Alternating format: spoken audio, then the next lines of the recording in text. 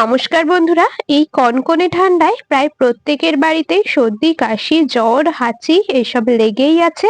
তবে এইসব কারণে এই ঠান্ডায় আর ওষুধ কিনে খেতে হবে না। একবার যদি 1 কাপ এইটা বানিয়ে খান তাহলে হাঁচি কাশি ঠান্ডা একেবারে উধাও হয়ে যাবে। একবার খাওয়াতেই রেজাল্ট পাবেন, আর ওষুধ কিনে খেতে হবে না, ছোট বড় সবাই খেতে পারবে। তাহলে চলুন বন্ধুরা, বানানো শুরু করা যাক। সবার প্রথমে এখানে আমি একটা পাত্র গ্যাসে বসিয়ে দিয়েছি, তার মধ্যে পরিমাণ মতো জল দিয়ে দিলাম। মানে যত কাপ, মানে যত জনের জন্য বানাবেন সেই হিসাবে কিন্তু জলটা দিয়ে দেবেন। জল টকবক করে ফুটে এসেছে, এরপর এর মধ্যে একটা তেজপাতা দেখুন এইরকম একটু ছোট ছোট করে কেটে তারপরে দিচ্ছি। তো এরকম একটা তেজপাতা দিয়েছি, আমি ওই মোটামুটি ছোট কাপেরই 5 কাপের মতো বানাবো সেই হিসাবে জল দিয়েছি, আর তার মধ্যে একটা তেজপাতাকে ছোট ছোট করে ছিঁড়ে তারপর দিয়ে দিলাম। এইরকম ভাবে তেজপাতা দিয়ে জলটাকে কিন্তু বেশ কিছুক্ষণ ফুটিয়ে নিতে হবে, গ্যাসের ফ্লেম মিডিয়াম টু লোতে রেখে। গ্যাসের ওভেনে জলটা ফুটতে থাকুক, এ সময় একটা মশলা তৈরি করে নিতে হবে। দেখুন সেজন্য একটা প্লেট নিয়ে নিয়েছি, তার মধ্যে নিয়েছি একটা গ্রেটার। এখানে দেখুন ওই 2 ইঞ্চির মতো আদা নিয়েছি। আদার পরিমাণটা একটু বেশি দিতে হবে, এর থেকে যদি একটু বেশিও হয় তাহলেও কিন্তু কোনো অসুবিধা নেই। আমি এরকম 2 ইঞ্চির মতো একটা আদার টুকরো নিয়ে নিয়েছি। আদাটাকে গ্রেটারের সাহায্যে গ্রেট করে দিচ্ছি। আপনারা চাইলে থেতো করেও দিতে পারেন, তবে আমি সুন্দর করে গ্রেট করে নিচ্ছি। বন্ধুরা, আমি কাজটা করতে থাকি আর আপনারা কিন্তু অবশ্যই আমাকে এই সময়টা কমেন্টসে জানিয়ে যাবেন আপনারা কে কোন জায়গা থেকে আমার আজকের এই রেসিপিটা দেখছেন, তবেই না আপনাদের কমেন্টসে ধন্যবাদ জানাতে পারবো। আপনাদের সাথে কথা বলতে বলতে আদার টুকরোটাকে সুন্দর করে গ্রেট করে নিয়েছি, সাইডে সরিয়ে রাখলাম। এরপর নিয়ে নিলাম একটা হামনদিস্তা। এর মধ্যে দেখুন ওই মোটামুটি 16 থেকে 18টার মতো দিয়ে দিচ্ছি গোলমরিচ।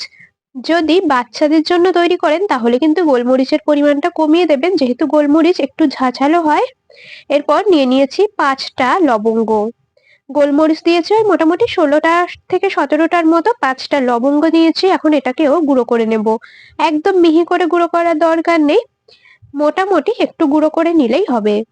দেখুন আমি গোলমরিচ আর লবঙ্গগুলোকে সুন্দর করে গুঁড়ো করে নিয়েছি, মানে একটু থেতো করে নিতে হবে। আর আপনারা চাইলে আদাটাও কিন্তু হামনদিস্তায় থেতো করে দিতে পারেন, তবে আমি গ্রেটার দিয়ে গ্রেট করে তারপরে দিয়েছি। তো যাই হোক, এখন এই গুঁড়ো মশলাটাকে নামিয়ে নেব প্লেটের মধ্যে। আর বন্ধুরা, এর মধ্যে আমি আরো একটা উপকরণ অ্যাড করব, বিশেষ উপকরণ যেটা সর্দি কাশি ঠান্ডার জন্য খুবই উপকারী।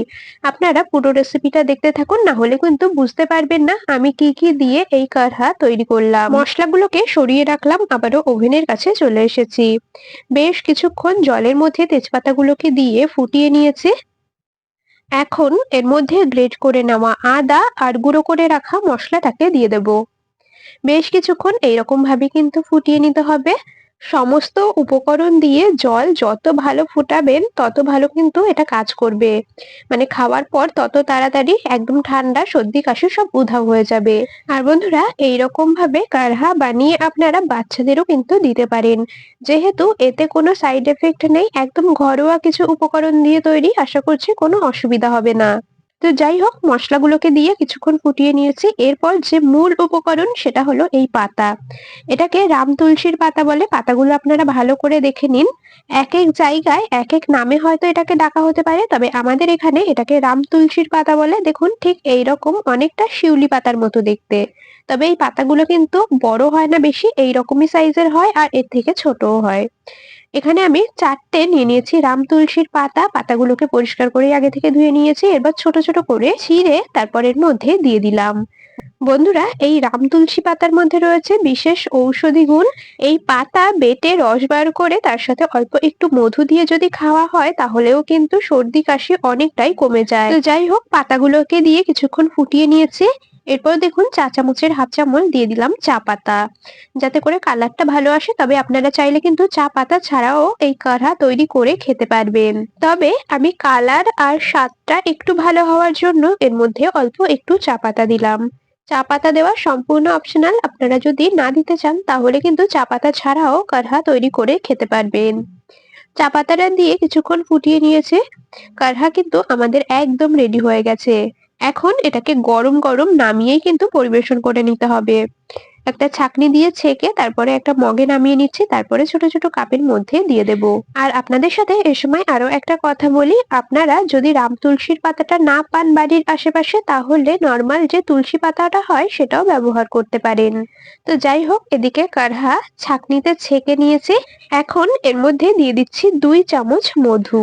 মধু তো প্রায়শই প্রত্যেকের বাড়িতেই কম বেশি থাকে, তবে হাতের কাছে যদি মধু না থাকে তাহলে আপনারা এখানে মধুর পরিবর্তে তাল মিষ্টি ব্যবহার করতে পারেন। যাই হোক, আমি এর মধ্যে 2 চামচ মধু দিয়েছি, খুব ভালো করে মিশিয়ে নিয়েছি। এখন কাপের মধ্যে পরিবেশন করে নেব। এই কনকনে ঠান্ডায় সর্দি কাশি জ্বর প্রত্যেকের বাড়িতেই লেগেই রয়েছে। 1 কাপ যদি আপনারা এই কাঢ়া বানিয়ে খান, দেখবেন 1 কাপেই অনেকটা রেজাল্ট পাবেন।